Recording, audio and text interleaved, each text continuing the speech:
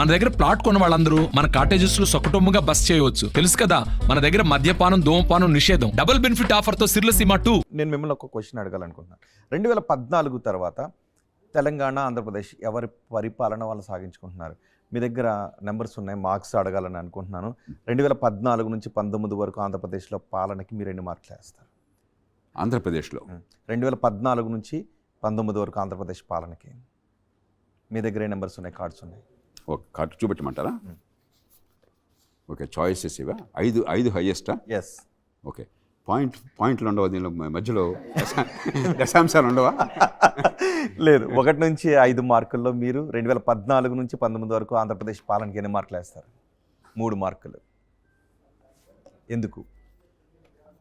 2 marks. చాలా ప్రతికూల పరిస్థితుల్లో ఆర్థికంగా, అంటే ఆత్మవిశ్వాసాన్ని కోల్పోయినటువంటి సమాజంలో మౌలిక సదుపాయాలు కానీ ఆర్థికంగా జాగ్రత్తలు పాటించడం కానీ, మరి పెట్టుబడి ప్రోత్సహించడం కానీ, ప్రగతికి దోహదం చేయడం కానీ, దానిలో ఖచ్చితంగా ఫస్ట్ మార్క్ ఇవ్వాలి. ఎందుకని అంతకంటే ఎక్కువ మార్కులు రావంటే ఇందాక చెప్పాను నేను. అధికార కేంద్రీకరణ, చట్టబద్ధ పాలన లేకపోవటము, అవినీతి. అక్కడ గట్టి ఏర్పాట్లు చేయలేకపోయినారు.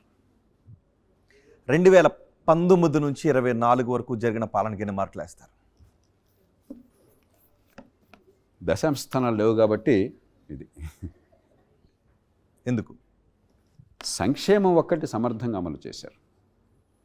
మిగతా అన్ని రంగాల్లో కూడా ఘోరమైన వైఫల్యాన్ని చవిచూసి రాష్ట్ర భవిష్యత్తుకి ఏమాత్రం భరోసా లేకుండా ఒక ప్రమాదకర స్థాయి తీసుకెళ్ళారు. ఒక తీర ప్రాంతంలో ఉన్న రాష్ట్రం.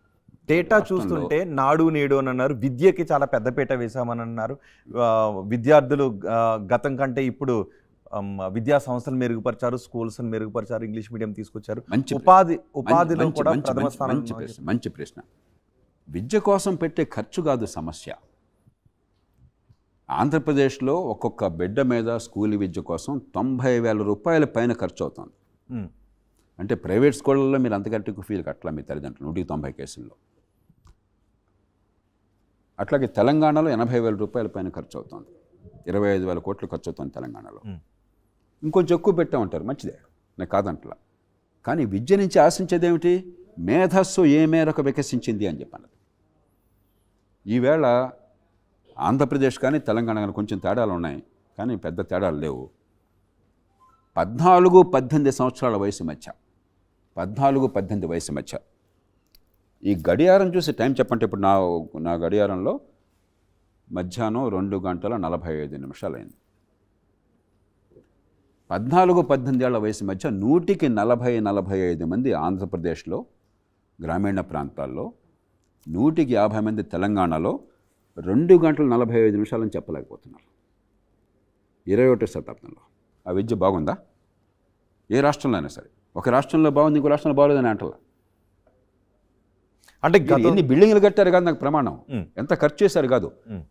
విద్య బిడ్డల మేధస్సు వికసించడం కోసం, సమాజంలో పనికొచ్చే పౌరులుగా తయారు చేయడం కోసం, వాళ్ళ నైపుణ్యాన్ని పెంచడం కోసం, వాళ్ళ ఆత్మవిశ్వాసాన్ని నింపడం కోసం, ఆర్థిక వ్యవస్థలో భాగస్వాములను చేయడం కోసం అక్కడ అన్ని రాష్ట్రాలు విఫలమైనాయి.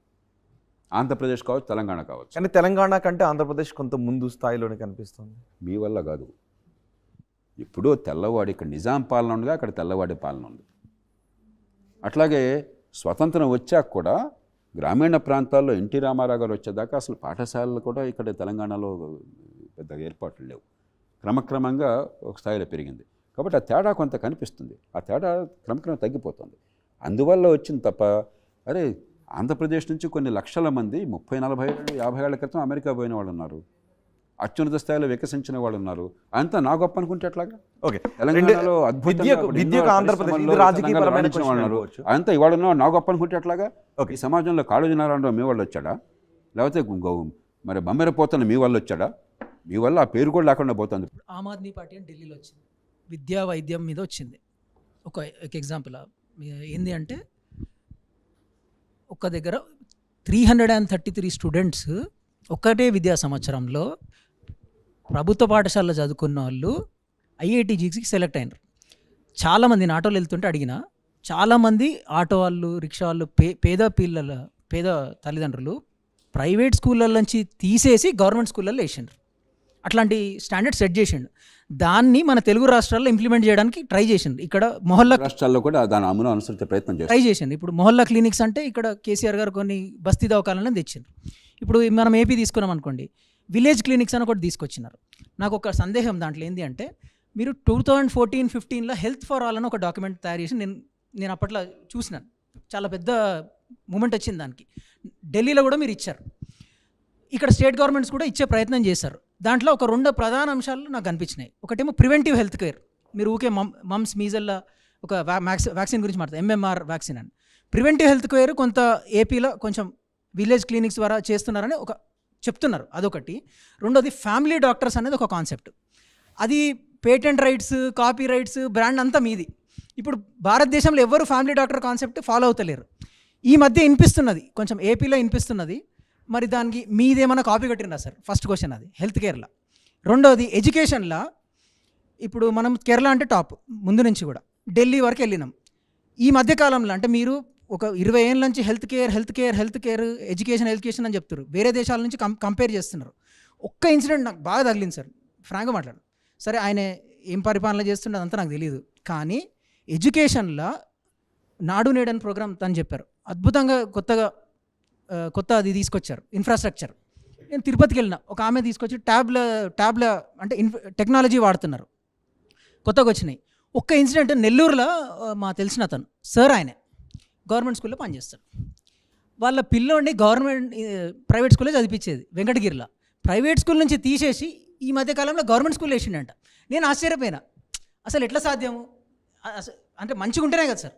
సో ఒకసారి మీరు ఏపీలో ఎడ్యుకేషను, కేరళలో ఎడ్యుకేషను, ఢిల్లీ ఎడ్యుకేషను, మన తెలంగాణలో ఎడ్యుకేషన్ సిస్టమ్, హెల్త్ కేర్ గురించి ఒకసారి. ఇది క్లుప్తంగా నేను మాట్లాడతాను. మామూలుగా ఏమవుతుందంటే, చాలా విచిత్రమైనది తెలుగు రాష్ట్రాల్లో, చాలా రాష్ట్రాలు జరుగుతుంది. అది ఏపీ, తెలంగాణ కూడా జరుగుతుంది. ప్రైమరీ స్కూల్కేమో నిరుపేదలు సైతం, రిక్షా కార్మికులు, తోపుడు బళ్ళ వాళ్ళు కూడా ప్రైమరీ స్కూల్కేమో ప్రైవేట్ స్కూల్కి పంపిస్తున్నారు.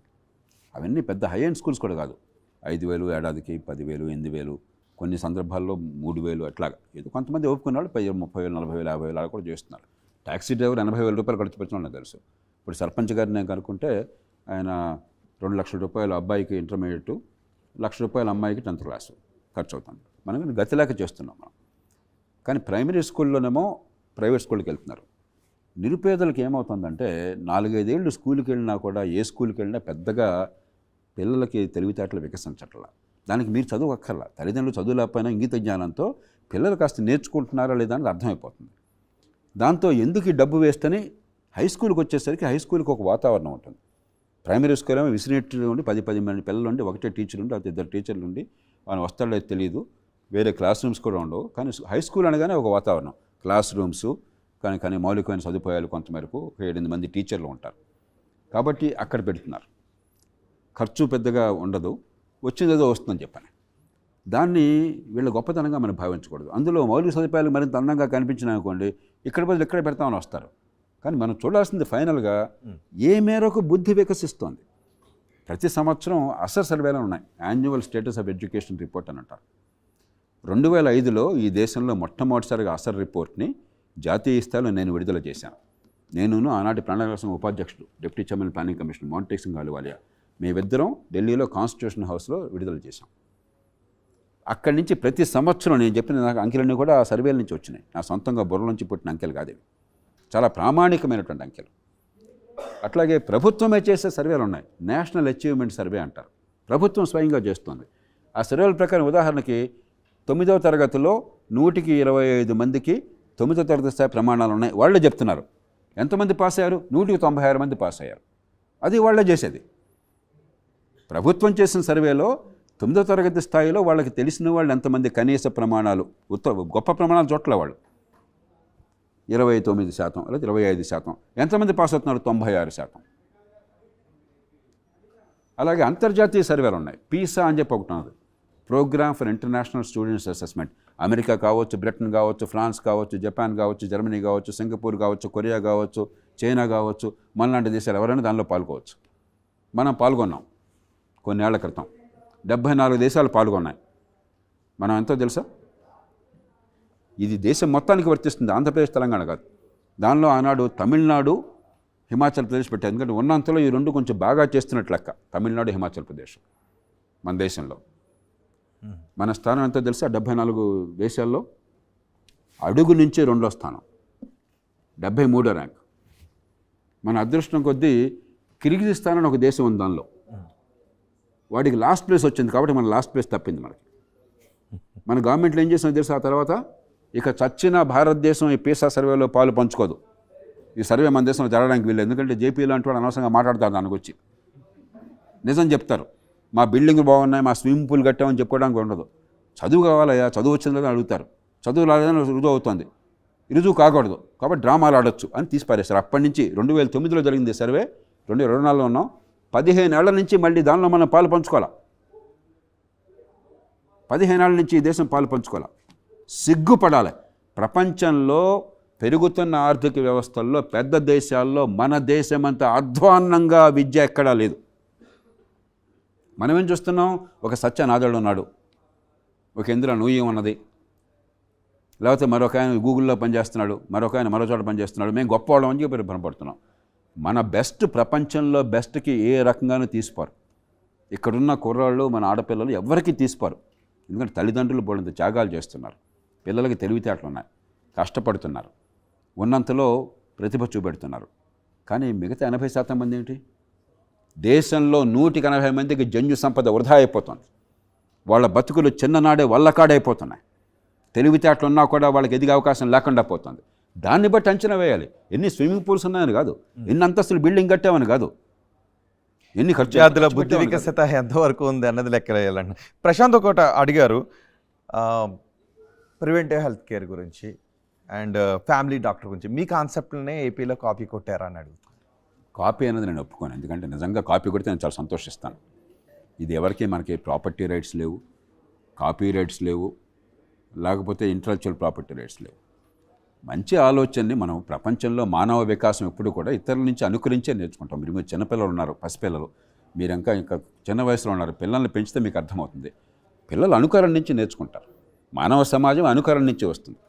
కాబట్టి నిజంగా మంచి ఆలోచన, నా సొంత ఆలోచనలేం కాదు, నా పురులో పుట్టిన బుద్ధులు కాదు. ప్రపంచంలో అంతా ఏం జరుగుతుందో చూసి దానిలో మనకు పనికొచ్చేది తీసుకుని ఉపయోగించుకోవడం తప్పితే ఇదేదో నా బుర్రలోంచి పుట్టింది నా సొంతం అనేది నాకు భ్రమ లేదు.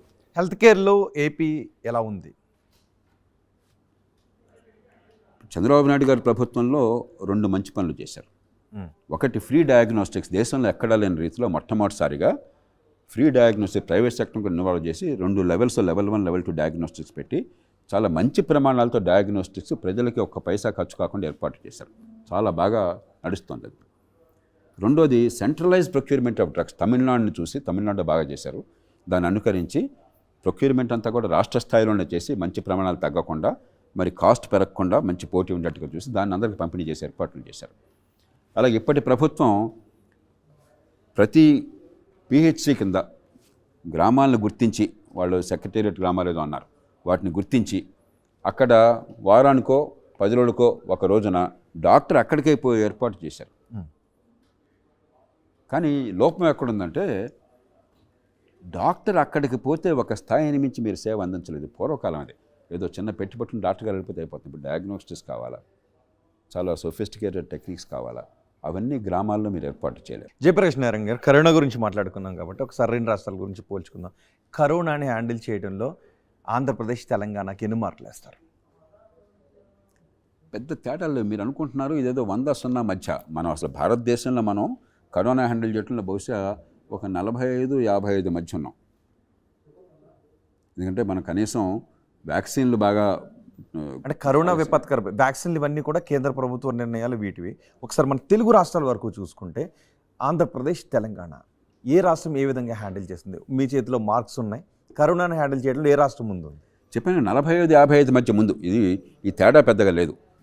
బహుశా తెలంగాణలో 48-47 దగ్గర ఉన్నారు, ఆంధ్రప్రదేశ్ 52-53 దగ్గర ఉన్నారు. ఓకే, కానీ పెద్ద తేడా లేదు. అంచేత మనం ఇలా పోలికలు తెచ్చుకుంటే చాలా మాట్లాడచ్చు, కానీ మౌలికంగా మనం చూడవలసింది ఒక ఫండమెంటల్ డిపార్చర్ వచ్చింది అన్నది లేదు. కాలా అక్కడ కానీ ఇక్కడ కానీ మనకు ఆసుపత్రి బెడ్లు లేక, సకాలంలో కనీసం ఆక్సిజన్ కూడా లభించక వేల మంది చనిపోయారు, 10,000 కుటుంబాలు గొల్లైపోయినాయి. ఈ రాష్ట్రం ఆ రాష్ట్రం తేడా లేదు. ఈ మధ్యలో కొన్ని చోట్ల ఒక మంచి అధికారి, ఒక మంచి నాయకుడు గట్టి ప్రయత్నం చేస్తే ఒక జిల్లాలోనో ఒక ఆసుపత్రిలోనో కొంత ప్రయత్నం తిరగండి. అలాగే ప్రైవేట్ రంగంలో నీతి నిబద్ధత ఉన్న వాళ్ళు ఉన్నారు. వాళ్ళు ఉన్న చోట కొంచెం ఫలితాలు వచ్చినాయి. అవకాశం వచ్చిందిగా దండుకుందాం అనే వాళ్ళు ఉన్నారు. వాళ్ళు ఉన్న చోట కుటుంబాలు గొల్లైపోయినాయి. మరిన్ని వీడియోస్ కోసం ఛానల్ ని సబ్స్క్రైబ్ చేయండి. లేటెస్ట్ అప్డేట్స్ కోసం వాట్సాప్ ఛానల్ ని ఫాలో చేయండి. అండ్ లింక్ డిస్క్రిప్షన్ లో ఉంది.